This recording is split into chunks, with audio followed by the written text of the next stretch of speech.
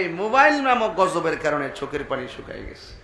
ছোট্ট ছোট্ট বাচ্চা কার্টুন না দিলে ভাত খায় না, ছোট ছোট বাচ্চা রাত্রে বেলা মোবাইল না দিলে ঘুমায় না। এই মোবাইল মূলে আমাদের বাচ্চা কাচ্চার ভবিষ্যৎ অন্ধকারের মুখে। কথা কন ঠিক কিনা? বহুত হসপিটালে যাইয়া দেখি ছোট ছোট বাচ্চা চোখের পরীক্ষা করায়। কেন জানেন? এই মোবাইলের কারণে। মোবাইল কি লাভ না ক্ষতি? ক্ষতি। বাচ্চার দোষ নাই, বাচ্চার দোষ নাই, দোষ হলো বাচ্চার মার। বাচ্চার মা। এই ছোট্ট বাচ্চা কি মোবাইল জীবনে দেখছে? কই থেকে দেখছে? মার হাত থেকে দেখছে। ছোট্ট বাচ্চা ছোটবেলা মার কোলে ঘুমাইতেছে, আর ছোট্ট পুলারে পাশে শোয়াই রেখেই মা মোবাইলে মোবাইলে ব্লগ দেখতেছে।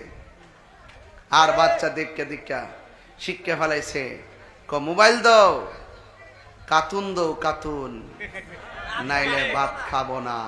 কথা কন ঠিক না বেঠি? কি দাও? কার্টুন দাও, কার্টুন। এটার জন্য দায়ী বাচ্চা না, বাচ্চার মা হলো দায়ী।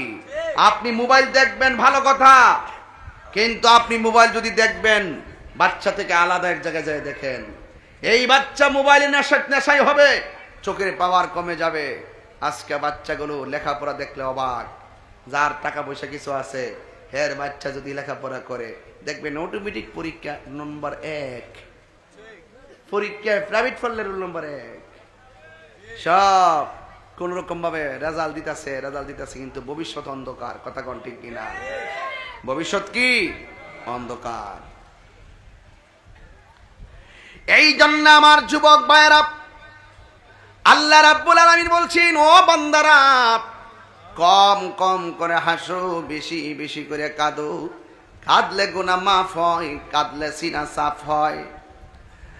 আল্লাহ রাব্বুল আলামিন বলেন, এই জাহান্নামের আগুন ধরাবো আমি আল্লাহ পাথর দিয়া আর মানুষ দিয়া, কিন্তু জাহান্নামের আগুন পানি, জাহান্নামের আগুন আশিকের চোখের পানিরে অনেক ভয় পায়।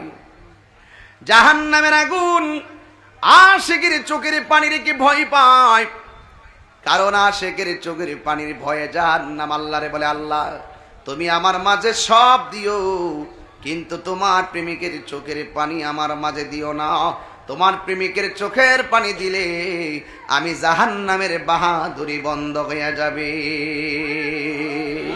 আর জোরে কেন আল্লাহু আকবার। তুমি জীবন, তুমি মরণ, আধার ঘরে তুমি আপন।